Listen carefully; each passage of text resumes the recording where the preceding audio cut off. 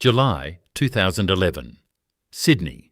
A Shell Australia executive named Andrew Smith stands before the press to explain why Australia's oldest oil refinery is going to close. The Vice President downstream's verbatim line was, "You would get a better return putting your money in the bank rather than to reinvest your money into Clyde." The refinery he was talking about had been making fuel on the Camellia Peninsula since 1925, 86 years. At its peak, it employed over 1,000 people. It supplied 50% of all the fuel consumed in New South Wales. 5 concrete chimney stacks, each between 80 and 100 metres tall, had marked the Parramatta skyline for half a century. Less than 3 years after Smith's statement, Shell sold every other piece of its Australian fuel-making business to a Swiss commodities trader for $2.9 billion.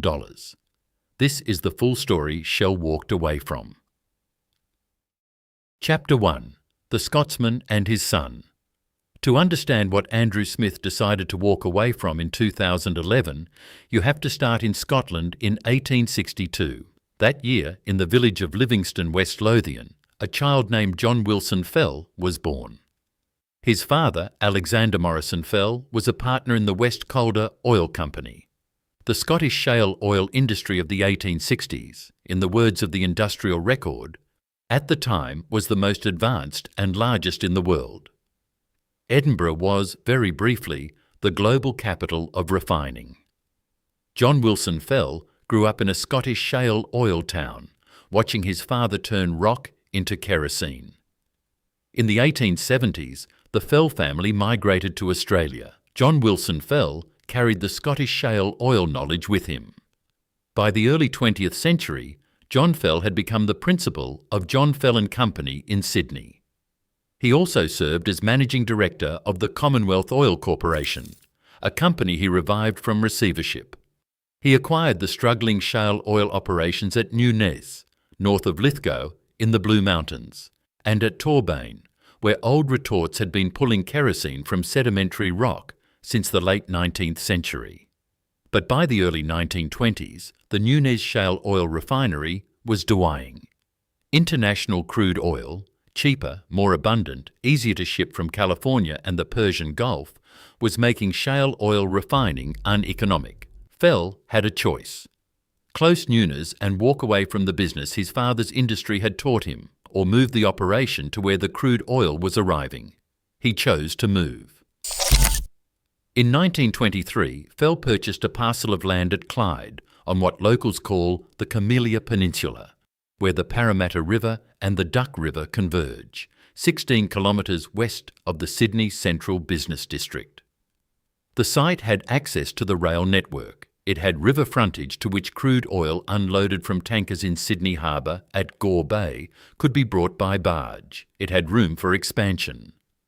The land Fell bought had been, before British settlement, a significant meeting place for the Cadigal and the Western Darug peoples. Fell's specific founder, verbatim from the 1925 to 1930 trade press, is not in the open record. What survives is the decision itself. If you watched our Wunderlich video, you saw a German migrant named Otto Wunderlich build a terracotta empire from a red fern works in the 1880s.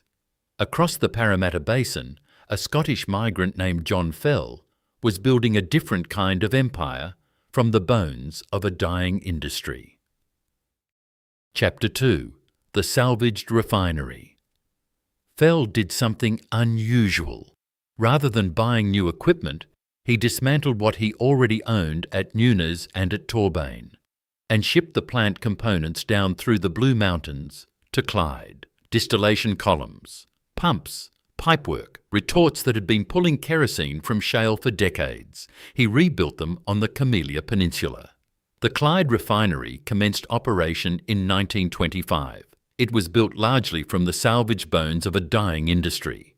The shale oil retorts from Torbane, the refinery plant from Newnes. Materials that had been refining the wrong kind of oil were repurposed to refine the right kind. By 1926, the Dubs cracking plant was operating. A construction-era image preserved in the Sun newspaper of July 14, 1926, shows the Dubs cracking plant of John Fell and Company at Clyde Oil Refinery, columns rising from a flat industrial site by the Duck River. Between 1923 and 1928, a dedicated wharf was constructed on the Duck River. Tankers couldn't reach Clyde directly. The Duck River was too shallow. Crude arrived at Gore Bay at Greenwich on Sydney Harbour. From Gore Bay, it was loaded onto barges. The barges came up the harbour, into the Parramatta River, into the Duck River, to the new wharf at Clyde. Before any of this, the site had a different history. From December 1900, it had been the Austral Meat Company's works. Industrial conversion was already in its logic. A note on the script's tagline: Australia's oldest oil refinery is the bulletproof version.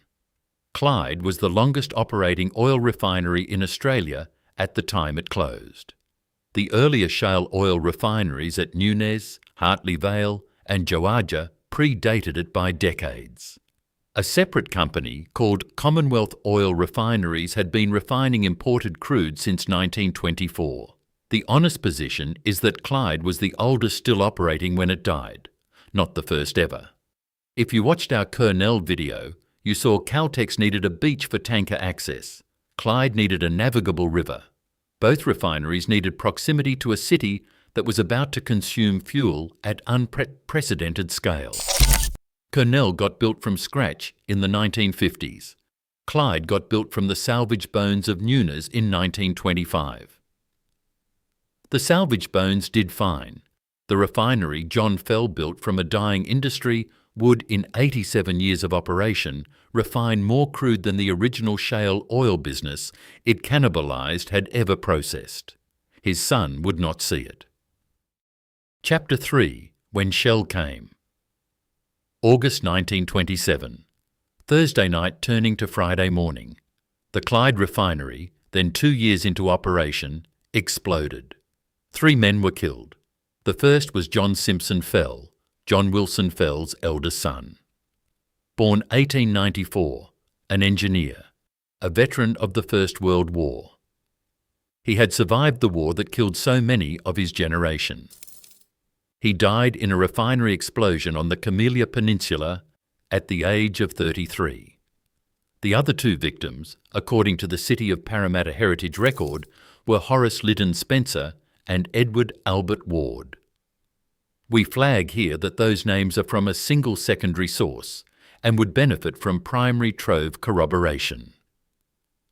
What is documented in the open record is that the death toll was 3, and the eldest of the dead was the founder's son. Days after the explosion, John Wilson Fell put his Newnes assets up for sale. In December 1927, 4 months after burying his son, he announced that the Clyde Refinery itself would be sold. The buyer was already taking shape. In 1905, the Shell Transport and Trading Company and the Royal Dutch Petroleum Company had jointly established the British Imperial Oil Company in Australia. In 1926, British Imperial Oil acquired the Neptune Oil Company. In 1927, the same year of the Clyde explosion, the British Imperial Oil Company was renamed the Shell Company of Australia. In 1928, the Shell Company of Australia purchased the Clyde Refinery, and as part of the same deal, the Gore Bay site at Greenwich. On the 17th of June 1930, John Fell and Company Limited was voluntarily liquidated. The Scottish shale oil dynasty was over. A condition of sale, single source through the Parramatta Heritage Record, was that Fell would operate the plant for 2 years. His other son, Douglas Fell, became refinery manager under Shell, and later Shell's New South Wales manager. We flagged the Douglas Fell detail as single-sourced. If you watched our Point Henry video, you saw Alcoa come to Geelong in 1963 and buy into an existing Australian company. When Shell came to Clyde in 1928, it bought a refinery whose founder had just buried his son. The corporate arrival was never neutral. It was always somebody else's grief. The refinery, John Fell built from salvaged bones and from his own son's death, would become, for the next 84 years, the operational heart of Shell Australia in New South Wales. The Scotsman walked away. The Hague was now in charge. Chapter 4.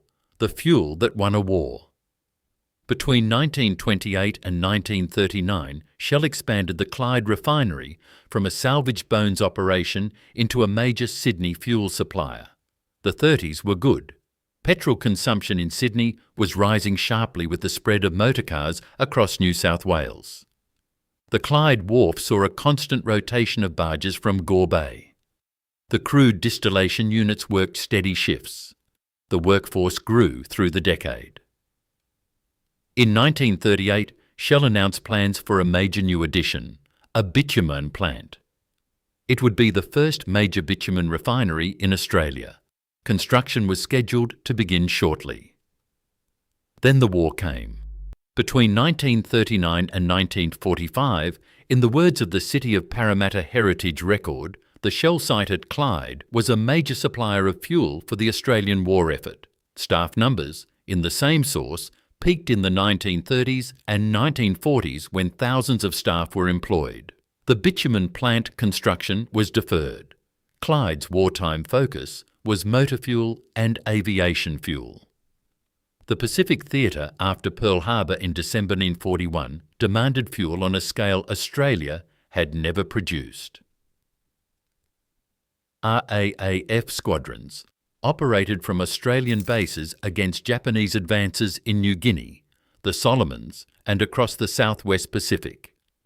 United States Navy task forces operated from Australian ports. The aviation fuel that flew the Beaufighters and the Catalinas and the Mustangs out of Townsville and Cairns was refined by a small number of facilities. Clyde was one of them. We flag here that the open record does not document Clyde-specific Japanese bombing threats, camouflage measures, or named Clyde Refinery workers killed in Second World War service.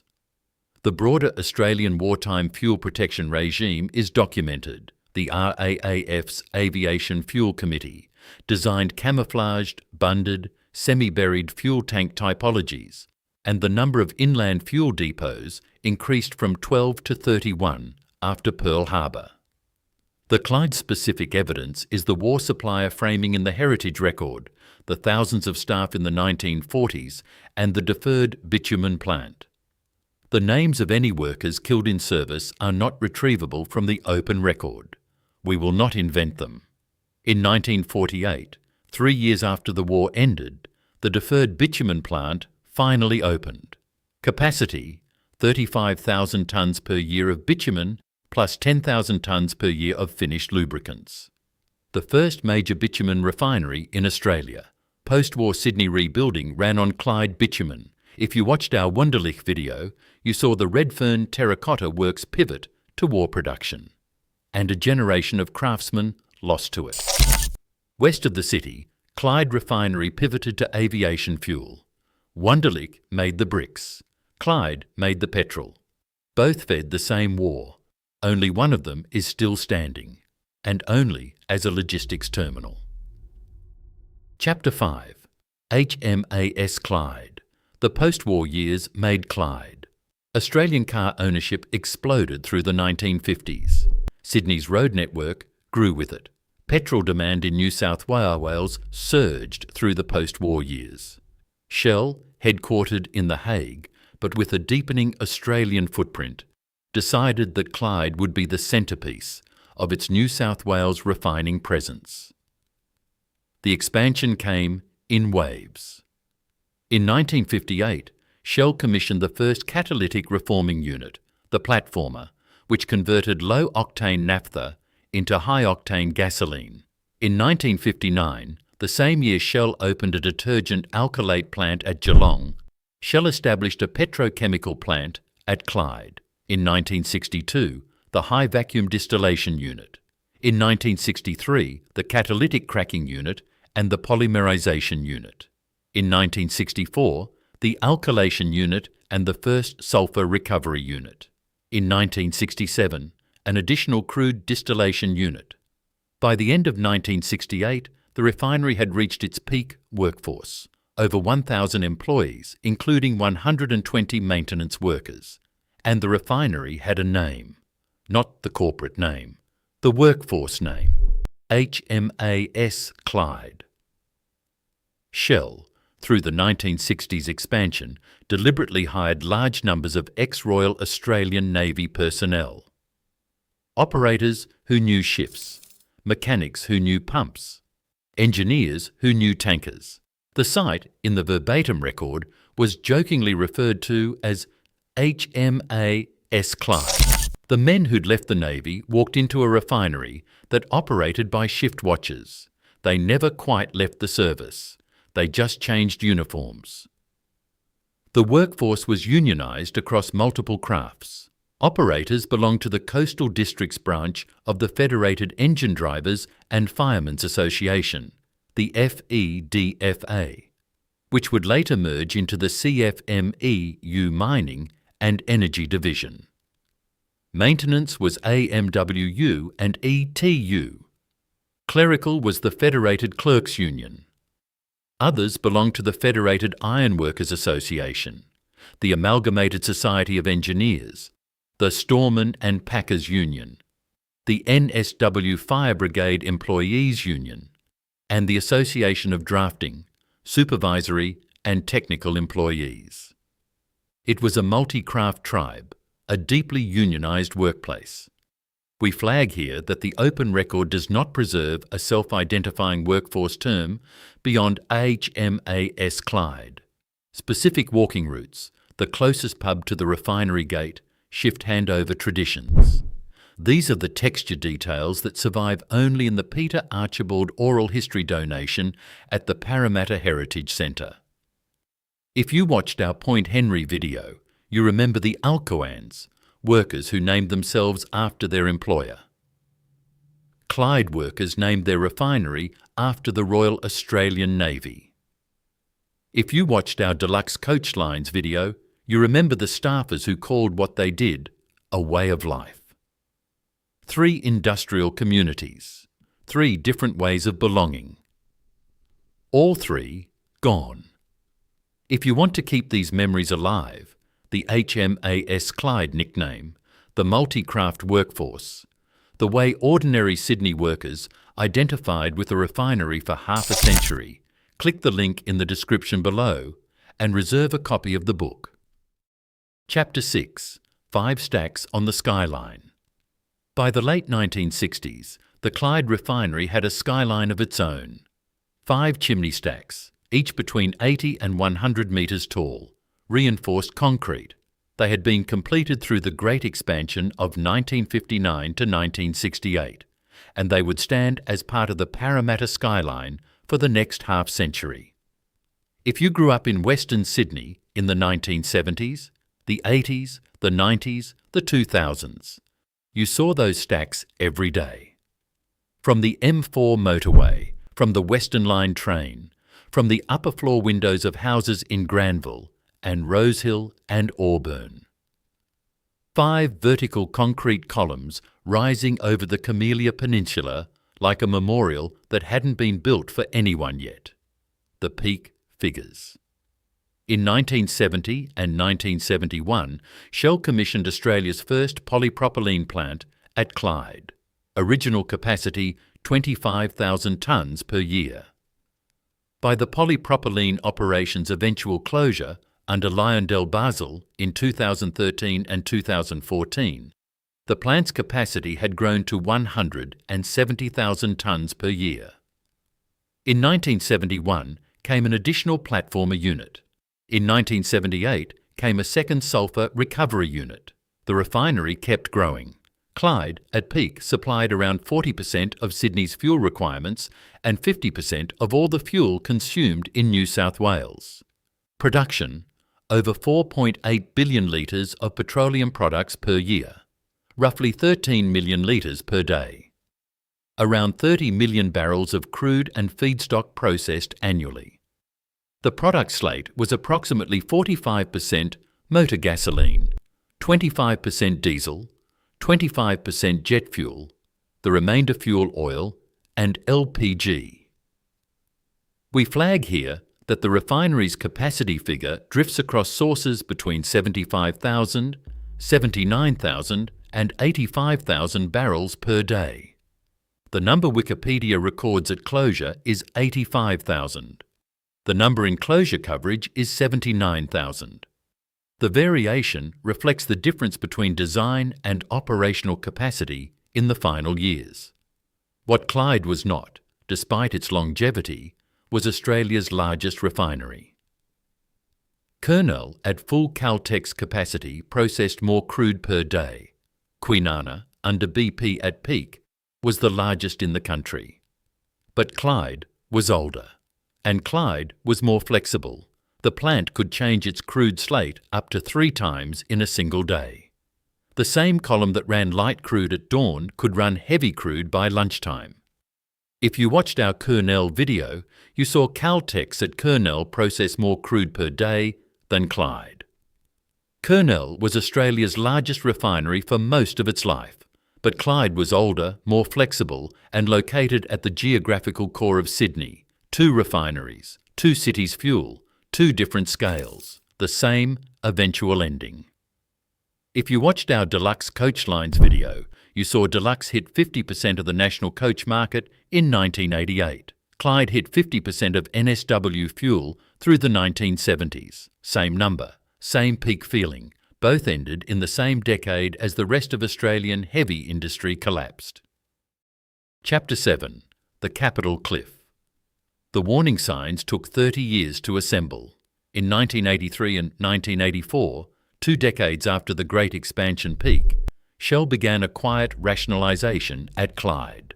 The chemical solvents plant was closed.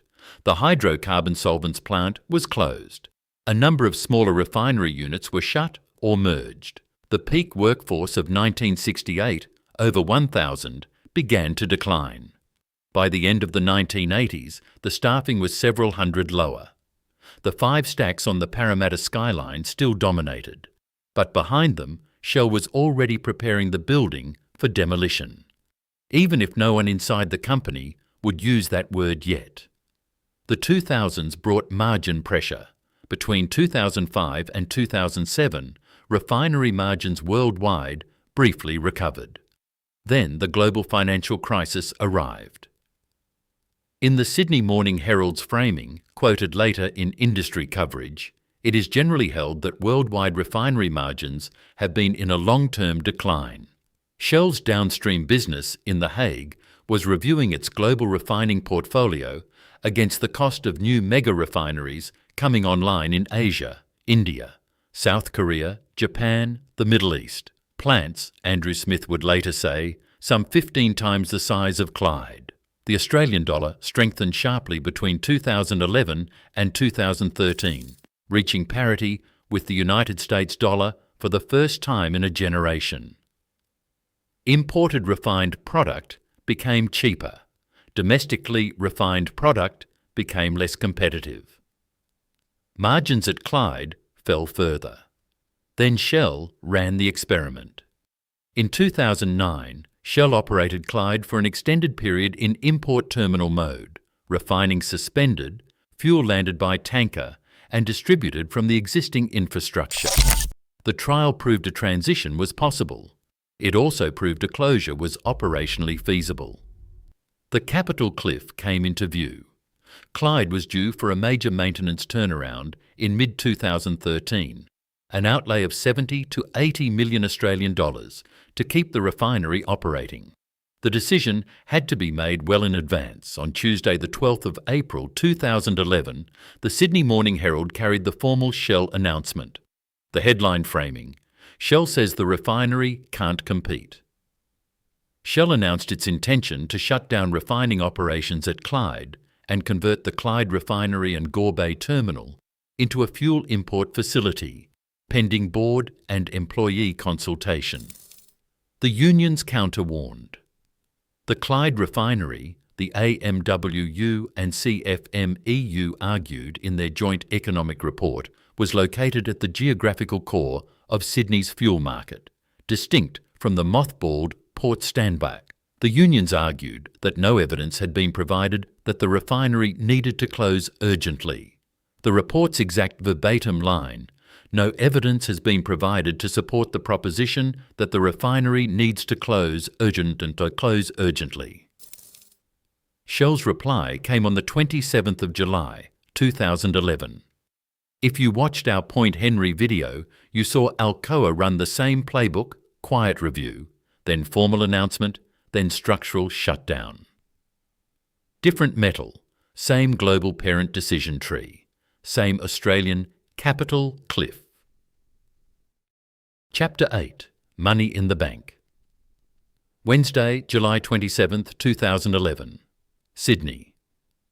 Shell Australia confirmed the closure decision.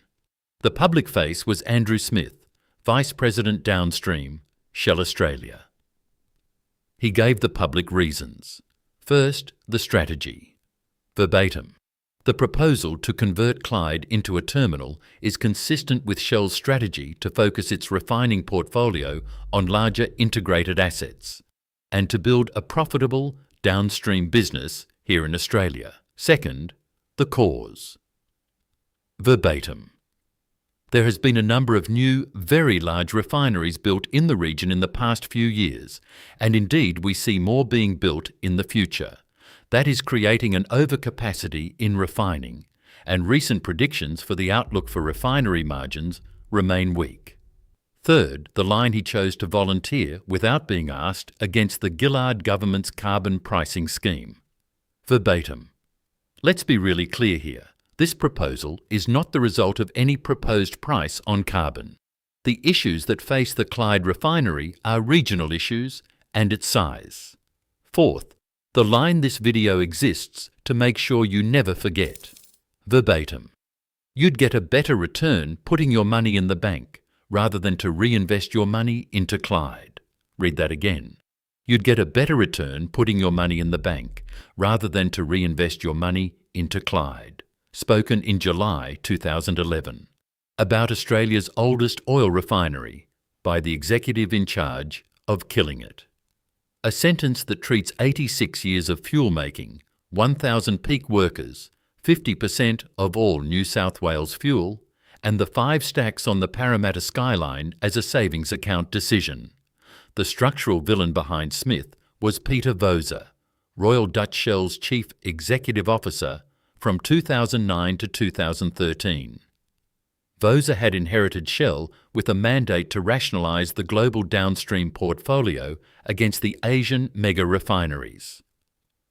Clyde was subscale.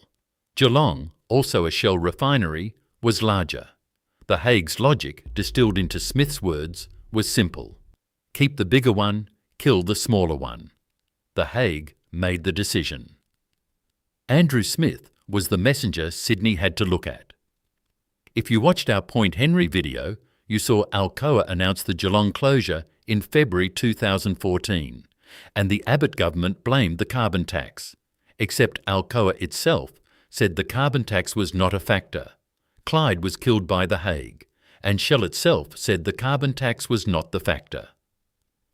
2 refineries, 2 global parents, 2 carbon taxes that were not the factor. The same structural irony. If you watched our Kurnell video, you remember Chevron made the same call about Kurnell on July 26, 2012, 1 day shy of a year after Smith's Clyde announcement. Same playbook, same offshore parent, same Australian capital cliff, and in 2014 BP made the same call about Bulwer Island in Brisbane. The pattern was set in July 2011 with 19 words spoken by Andrew Smith. You'd get a better return putting your money in the bank. The bank Shell was talking about wasn't a Sydney bank. It was the global parents bank in The Hague. Chapter 9. No ceremony. The closure was scheduled for mid-2013. In June 2012, Shell brought it forward by 9 months. The new firm date, Sunday the 30th of September 2012. The reason given in the corporate statement, persistently unfavourable market conditions. The June 2012 announcement framed the immediate impact as up to 275 employees and at least 100 contractors. The final refining capacity at closure coverage was 79,000 barrels per day. The numbers fight took weeks to play out. Shell's framing of the direct job losses, approximately 330 permanent staff, plus approximately 200 maintenance contractors, totalling around 570 direct positions, to be reduced to 30 to 50 terminal roles. The union framing from the joint AMWU and CFMEU economic report was different: 500 direct jobs at risk, plus up to 1,700 indirect jobs in downstream petrochemicals and plastics. The union report estimated a net output reduction of $187 million. The political reaction split along expected lines. The federal Labor government, through Resources Minister Martin Ferguson, focused on supply continuity rather than employment. The press framing of Ferguson's response: his only concern was to assure business that the closure would not affect local supplies. Tim Ayres, NSW Secretary of the AMWU at the time and later a federal Labor senator, gave the union's response. Verbatim: "The Clyde oil refinery has been an important part of Sydney's industrial and manufacturing infrastructure for 100 years. This is a very disappointing outcome for many hundreds of workers and the facility." Ayres turned to the NSW coalition government. Verbatim: "If I was in Premier Barry O'Farrell's shoes, I'd really want to be assured that we've got certainty over fuel supply." The certainty was already going. We flag here that the named individual workers of the final shift, operators, maintenance workers, the last refinery site manager, are not retrievable from the open record. The rank-and-file faces of the last shift survive only in unindexed local press, in 7 News Sydney footage, and in the Peter Archibald oral history donation at the Parramatta Heritage Centre. The last freight train on the Sandown line to Clyde Refinery had already run in June 2010, quietly, as the import terminal mode test continued from the 2009 trial. The last refining shift ran on the night of Sunday, September 30th, 2012. No closing ceremony was held. No commemorative film was commissioned.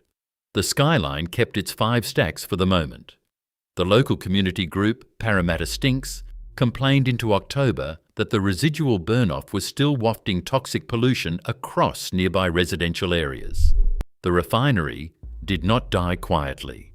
It just died without a memorial. Andrew Smith's redeployment line from June 2012, verbatim: "Already around 30 employees impacted by this decision have found other jobs, including a number who have been redeployed to Shell's Prelude floating liquefied natural gas project. 30 people went to Prelude. The rest went where they could." If you watched our Kernel video, you remember Caltex made Kernel's last shift a public moment. Greg King, last refinery manager, spoke on camera. A commissioned documentary, The Heart That Beats Within, was filmed. A commemorative book was published. Photographs were lodged with the NSW Heritage Council, the State Library, and the Sutherland Shire Library. Shell did none of this for Clyde. The last freight train ran in June 2010 with no fanfare.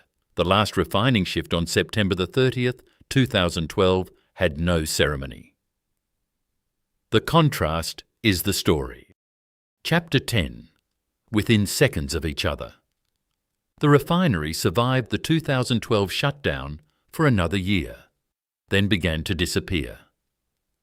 2013. Terminal-only operations begin. Crude no longer comes in.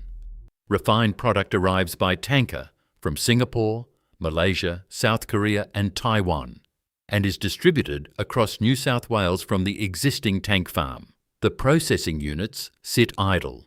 2015. Development consent is granted. Under State Significant Development Application SSD 5147. The Clyde Terminal Conversion Project begins in earnest. Liberty Industrial is appointed as the demolition contractor. Liberty Industrial's project log records the demolition scale. 500 tonnes of hard-set limpet asbestos removed. 1,640,000 litres of transformer oil drained, including approximately 100,000 litres of polychlorinated biphenyl-contaminated mineral oil, drained and recycled. The 60-metre tall platformer reactor brought down. The 65-metre tall 1,500-tonne reactor and stripper structures brought down. Personnel working up to 14 stories high setting scaffolding and polythene sheeting. 93% of the waste material recycled. Only 7% went to landfill. And then the stacks. 5 reinforced concrete chimney stacks, 80 to 100 metres tall, the skyline of the Camellia Peninsula since the early 1960s, each wrapped with controlled explosive charges. After 6 months of preparation, liaison with the NSW Department of Planning, the EPA and SafeWork NSW, approval was granted to proceed. The stacks came down by simultaneous controlled explosive implosion. 4 of the 5 within seconds of each other. The Parramatta skyline that Sydney drivers had used as a landmark for 50 years collapsed into dust. Julie Seymour, Viva Energy's Clyde conversion manager, gave the verbatim reflection on the demolition crew. The team's strength comes from its diversity and maturity, and the camaraderie that develops after working together for so many years. Roughly 50 Viva Energy staff and over 200 contractors managed the conversion. The terminal operated 24/7 throughout. 3 former crude tanks were refurbished with new geodesic domes and converted to store Jet A1 for Sydney Airport. We flag here that no museum-preserved Clyde Refinery artefact is confirmed in the public record. The Parramatta Heritage Centre holds a donation from Peter Archibald, who was charged with the decommissioning of the site. The donation includes photographs, oral history transcripts, site plans and a development timeline. The Department of Planning required documentation before site clearance. That documentation is the closest thing Clyde has to a memorial. There is no powerhouse museum holding. There is no preserved control room. There is no cornerstone. We also flagged that the broader precinct's chromium contamination relates substantially to adjacent chemical works, not the refinery itself. Viva conducted a Western Area remediation project on the former refinery land. The terminal core today occupies 86 hectares of the 321-hectare Camellia Peninsula. The Camellia Town Centre plan envisages up to 5,000 jobs and 10,000 homes. Parramatta Light Rail Stage 1 opened on Friday, the 20th of December 2024, with its stabling depot on remediated former industrial land at Grand Avenue, Camellia. Light rail carriages now run through ground that used to host petrochemical processing. If you watched our Point Henry video, you remember the closing image. A water tower standing alone over cleared paddock at Geelong. Clyde's closing image is different. 3 storage tanks redomed for Sydney Airport jet fuel. The 5 stacks demolished within seconds of each other. 58 people where 1,000 once worked. And a light rail line running through the old petrochemical plant. Chapter 11. The bill comes due. 3 lessons. The Hague doesn't sleep with the refinery. The cluster always tells the truth. The bill takes 10 years to arrive. On Friday, February 21st, 2014, less than 3 years after Andrew Smith's Money in the Bank line, Shell announced the sale of its entire Australian downstream business to Vitol, a Swiss commodities trader. The price was 2.9 billion Australian dollars. The deal covered the Geelong Refinery, Shell's 870-site retail business, and the Clyde terminal. Vitol renamed the business Viva Energy and licensed the Shell brand. Andrew Smith framed the goodbye around the contribution of staff over the past 113 years. In 2016, Shell Aviation Australia was sold to Viva for an additional $250 million. Read that again. Shell killed Clyde in 2012 with the money in the bank sentence as the public reason. Less than 3 years later, Shell sold the entire rest of its Australian downstream business, Geelong Refinery, 870 retail stations, and the Clyde terminal that survived, to a Swiss commodities trader for 2.9 billion Australian dollars. Shell stopped making fuel in Australia altogether. The same Vitol-owned Viva Energy now owns both the surviving Geelong Refinery and the Clyde terminal. The cluster told the truth. Port Stanvac 2009, Clyde 2012, Colonel 2014, Bulwer Island, Brisbane 2015, Kwinana, the nation's largest, 2021. BP's Andy Holmes gave the cluster's verbatim explanation in 2014. The growth of very large Asian refineries was driving structural change within the fuel supply chain in Australia and putting huge commercial pressure on smaller-scale plants. The same logic, the same offshore script. 5 refineries down. 2 are left. Viva's Geelong at approximately 120,000 barrels per day. Ampol's Lytton in Brisbane at 109,000. Together, they cover around 20% of national demand. 90% of Australia's oil arrives as refined product from South Korea, Singapore, Malaysia and Taiwan.